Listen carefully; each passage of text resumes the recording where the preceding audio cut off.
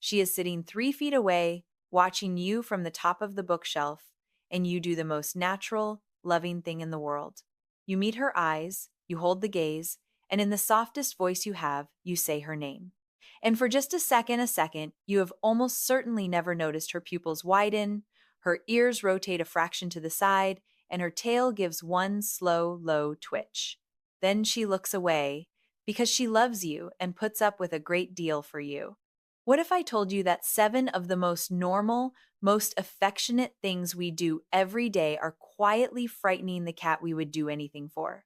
Not because we are unkind, but because cat language and human language pull in completely opposite directions, and nobody ever taught us to read the difference. Let me guess what you are thinking. Come on, doctor. May, is that really true? I would never scare my cat. And I believe you. You would never do it on purpose. That is exactly why I want to show you the small misreads, the tiny moments your cat is quietly asking for a little space, and the easy 5-second fixes for every one of them. Hi, everyone. I'm Dr. May Chen, your neighborhood vet. And before we go 1 inch further, drop the guilt at the door. Every single thing on this list I have done myself to my own cats. You are not a bad pet parent. You are a loving one who is about to get fluent in a language your cat has been speaking her whole life. Grab a notebook, hit subscribe to join our pet parent community, and stay with me to number 4 because number 4 is the one that shocks people the most and the one that can actually make your cat sick, not just scared. But first, you have to understand one thing, because if you get this wrong, none of the rest will make sense. Quick note before we start. I'm a veterinarian sharing general information to help you understand your cat, but I'm not your cat's vet, and this is not a diagnosis. Every animal is different. And because today, in number 4, we're going to talk about something in the air of your home that your cat will breathe in if your cat is hiding more, flinching, or suddenly acting afraid. That is a conversation for your own vet because pain and illness hide behind behavior in cats better than in almost any animal alive. And if you ever think your cat may have been exposed to something toxic, call your vet or a pet poison helpline right away. Okay, with that said, here is the one thing most cat parents get wrong, and it is the key to all 7. Your cat is 2 animals at once. She is a predator, a small, magnificent hunter with claws and night vision and reflexes that make a housefly look slow, but she is also prey. Out in the world, a cat her size is a meal for a hawk, a coyote, a bigger cat. And evolution solved that impossible double life with one rule burned deep into her wiring. Never show weakness, never show fear, because the animal that flinches is the animal that gets eaten. So your cat hides her fear the same way she would hide it from a predator. She does not yelp or come tell you. She goes still. She gets small. She finds the high shelf or the dark under the bed and waits it out, silent. That is why so much of what frightens a cat sails right under our radar. We are watching for a dog's loud, obvious panic, and a cat's fear is a whisper. This whole video is really one lesson taught 7 ways. Watch for the whisper. Give her the choice. Let me show you what the whisper looks like. Number 1, the loving stare. In our world, looking someone warmly in the eyes is intimacy. It is how we say, I see you. I adore you. So we gaze at our cats across the room constantly. Here is the reframe, and it is the one that reorders everything else. To a cat, a direct, unblinking stare is the single clearest signal a predator gives before it strikes. A hawk locks on. A rival cat locks on. Eyes fixed, wide and steady means I am hunting you. So when you lovingly hold your cat's gaze, a nervous or unfamiliar cat can read a quiet threat aimed right at her, and she has no idea why the person she loves is suddenly staring her down. The fix is one of the most beautiful little things in all of cat behavior. It is the slow blink. Look at your cat, then slowly, softly close your eyes, hold for a beat, and slowly open them again. In cat, closing your eyes near another creature says, I trust you enough to stop watching you. I am not a threat. Some people call it a cat kiss. Try it across the room and watch. More often than not, she will slowly blink right back, telling you she feels safe. A soft, blinking look is love. A hard, fixed stare is pressure. Learn the difference, and you will never look at your cat the same way again. Number 2, reaching down over the top of her head, bring your hand down from above, over her ears, and onto the top of her skull, and watch she ducks or flinches or tips her head back to keep your hand in view. Every time. Remember, your cat is prey to things that come from above. For millions of years, the shadow that dropped over a cat's head was a bird of prey. So a large hand descending from the sky, over her eyes where she cannot see it, is not affection to her nervous system. It is the oldest danger she knows, arriving in the worst possible way. We think we are petting her. Her instincts think something is stooping onto her. The fix is simple. Come in low and from the side, never down from the top. Offer your hand at her level. Let her sniff it first. That little nose touch is her reading your ID card. Then scratch the cheeks, under the chin, the base of the ears, the side of the neck. Those are her social spots, the places she rubs on you, the places a friendly cat grooms. Save the top of the head for the cat who clearly asks. And she will push her cheek up into your hand and lean her whole face into you. That is a yes. Wait for the yes. Number 3, picking her up when she did not choose it and going for the belly. I know. She is soft, warm, right there, and every cell in you wants to scoop her up. Some cats adore it. Most have a very short meter for it. Here is the thing about being lifted off the ground when you are a prey animal. It takes away the one thing that keeps you alive, your escape. On the floor, a cat has options. In your arms, she has none, and her body knows it. That is why a cat who is purring on your lap can, 30 seconds after you lift her, squirm, flatten her ears, and flick her tail. She has hit her limit and wants her feet back on the ground. And the belly. That soft, irresistible belly she rolls over and shows you. When a cat shows you her stomach, that is one of the highest compliments in the animal kingdom. It means, I trust you enough to bear the part that would kill me if you were an enemy. It is an invitation to trust, almost never an invitation to touch. The belly guards every vital organ she has, and reaching straight for it can trigger a full defensive reflex, all 4 paws and teeth on your hand, not because she is mean, but because you just went for the one spot a prey animal defends with her life. The fix. Let her come to you, keep the hold short, and the moment she signals, ears sideways, tail lashing, body tense, set her down and let her go. And when she shows you that belly, scratch her chin instead. A cat who is always allowed to leave your arms is a cat who chooses to climb back in. Now, take a breath, because number 4 is the big one. It shocks people, and it is the only one on this whole list that can do more than frighten your cat. It can genuinely harm her. Number 4, strong smells, and specifically the essential oil diffuser. This one hurts to hear, because so many of us run the diffuser out of pure love to make a peaceful home, and we assume our cat finds it soothing too. Here is the hard truth, and I am going to slow down because this is the most important 60 seconds in this video. A scent that is pleasant to you can be overwhelming and stressful to a cat whose sense of smell is many times sharper than yours. That is the frightening part. But here is the part that is worse. Cats cannot process essential oils the way we can. Their livers are missing the specific enzymes that let a human body break down these concentrated plant compounds. So the oils can build up in a cat to a toxic level. And here is the piece almost nobody knows. It is not only about her licking it or getting it on her fur.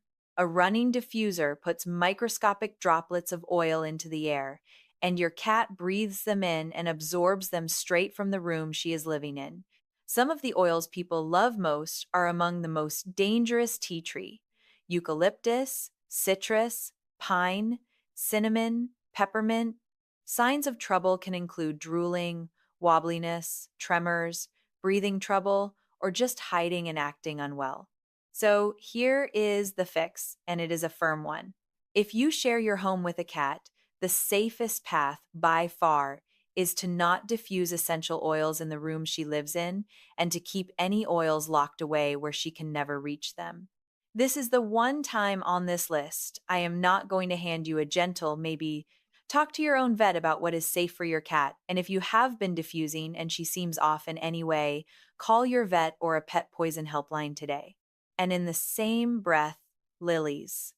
If you take one more thing from this whole video, take this. True lilies, the ones in so many bouquets and Easter arrangements, are deadly to cats, not just upsetting, deadly.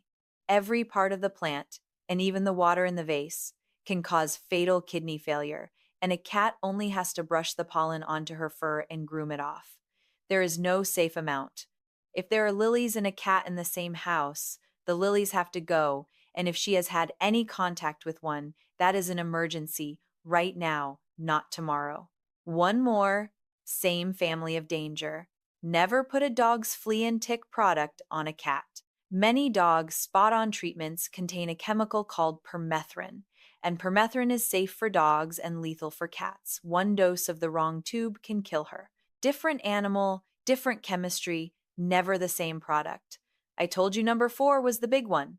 The rest are gentler, I promise. Number 5. The vacuum and every loud, sudden noise. You already know this one. You have watched your cat become a gray streak under the couch the instant the vacuum roars to life. But it is worth understanding why. Your cat is a hunter whose survival depends on hearing a mouse breathe in the next room. Her ears are extraordinary, and she hears far beyond what you can. So a machine that is merely loud and annoying to you is, to her, a sudden, roaring predator that appeared out of nowhere. Dropped pans, shouting, a slammed door, fireworks, the blender, same story. The fix is not to never vacuum. It is to give her a warning and a way out. Before the vacuum comes on, make sure she can reach her safe, high, or hidden spot, the top of the cat tree, the closet shelf, the room down the hall, so she can remove herself before the noise starts, instead of being trapped in the room when it does. And that leads us straight into number 6, because it is really the same idea, wearing a different coat. Number 6. Taking away her escape, the cornered cat, the moved or dirty litter box, and the lost high perch. This one ties the whole video together. A cat with an exit is a calm cat. A cat with no exit is a frightened one, every time. So think about the small ways we accidentally close the door on her. We corner her to get her into the carrier, and she panics not because she is dramatic, but because a trapped prey animal has run out of options. We rearrange the furniture and take down the tall shelf she used to survey the room from, never realizing we removed her lookout tower. And the litter box is bigger than people think. To your cat, it is a moment of total vulnerability. She cannot run while she is using it. So if that box is in a loud corner by the furnace, or in a spot with one way in and out where the dog or the toddler can trap her, or it is dirty, or you just moved it somewhere new, she may start avoiding it. And now the thing everyone calls a litter box problem is a fear problem in disguise. The fix for all of it is the same, and it costs almost nothing. Give her choices and give her height. Keep the litter box clean, in a quiet, low-traffic spot with a clear line of sight and more than one way out. And if you have more than one cat, more boxes than cats, so nobody can guard the only one. Never corner her if you can lure her instead. And give her vertical space. She is allowed to own a cat tree, a cleared shelf, the top of the wardrobe, a high place nobody drags her down from. When you cannot make the floor safe, give her the sky. Number 7, punishment, the yelling, and the spray bottle. A lot of us were told that when a cat scratches the couch or jumps on the counter, you squirt her with water so she learns. Please, do the opposite. Here's what your cat actually learns from the spray bottle, and it is not what you think. She does not learn the couch is bad. Her mind does not connect a squirt of water to a decision she made 10 seconds ago the way ours does. What she learns is far worse for the two of you, that sometimes, without warning, water flies at her out of nowhere, and very often it flies when you are nearby. She does not stop scratching. She learns to fear the bottle, to fear the sink, and quietly to fear you. She just does it when you are not looking. And remember who she is, a prey animal whose whole strategy is to hide fear. So she will not show you. She is frightened of you. She will simply grow a little more distant, a little slower to climb into your lap, and you will never connect it to the bottle. All punishment does is teach her that her safe person is sometimes unpredictable and scary. It does not fix the behavior, it frays the bond. The real fix is to work with her instincts instead of against them. She scratches because she must. It is how she marks and stretches and stays sane. So give her a scratching post she loves right next to the thing she was scratching and reward her for using it. She jumps on the counter because up is safe and interesting. So give her a taller, better perch nearby. You never have to frighten a cat into good behavior. You just have to give the instinct a better place to go. Let me tell you where I really learned to see all of this. Years ago, I worked alongside a woman named Nadia, who ran the cat room at a shelter, and she could read a frightened cat the way you and I read a page. She used to say, "J'all pay shall, j'all pass. J'all perda rins," and that room were never the ones she worried about, though. Was the silent ones, pressed flat to the back of the cage, still as a photograph, that were the most afraid. She taught me a cat almost never tells you she is scared. With a sound, she tells you with her body, the flattened ears and the low tail and the pupils blown wide, and with where she chooses to be in the room. And the kindest thing you can do for a frightened cat is not to reach in and comfort her. The way our human heart screams to it is to give her a high, dark, safe place and let her choose to come out. Give a scared cat an exit and time, she'd say, and she will show you who she really is. She treated every trembling cat like family, not a case number. I think of Nadia every time someone tells me their cat is aloof or standoffish, because so often that cat has been talking the whole time in a language of stillness and space, and nobody was reading. Now, the honest other side, because I never want to send you into your living room afraid to love your cat. And let me be straight with you, years ago, I handed people the old advice myself. The spray bottle, hold her still. Stare her down so she knows who is boss. I believed it, because that is what everyone taught, and it took watching a lot of frightened cats grow more distant, not less, for me to unlearn it.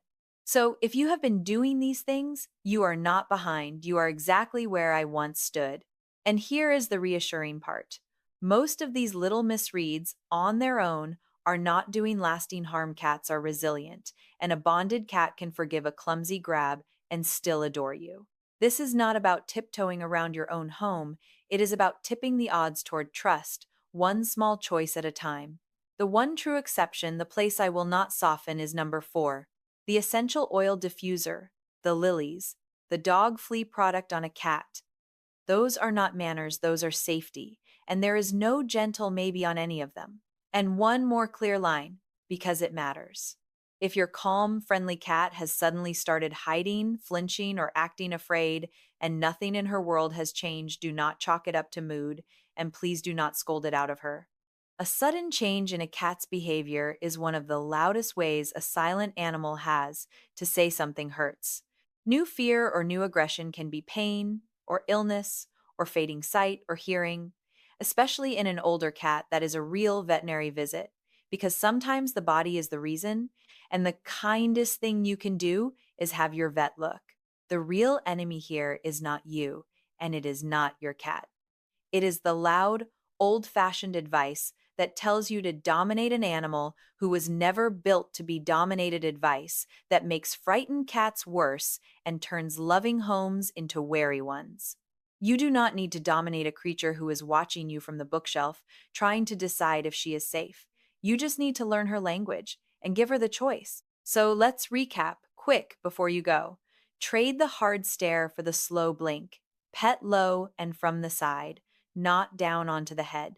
Let her choose to be held, keep it short, and treat that offered belly as a compliment, not an invitation. Keep the essential oil diffuser out of the air she breathes, the Lilies out of the house entirely, and a dog's flea product nowhere near her. Warn her before the vacuum. Keep her litter box clean, never corner her, and give her height and exits. And retire the spray bottle for good. Take a picture of this screen if it helps. 7 habits. 1 lesson, watch for the whisper, give her the choice. Next time, I'm going to show you the 3 quiet warning signs of a kidney problem that hide in plain sight in a cat's litter box and water bowl, the ones so many cat parents miss until it's late because catching them early is one of the greatest gifts you can ever give the cat you love. Remember, you don't have to be the perfect pet parent. You just have to care enough to learn their language, and you so clearly do. Give your best friend a slow blink from me, nice and soft, from across the room, because the best medicine was never the most expensive. It's the love you already give them every single day. I'm Dr. May Chen. I'll see you next time.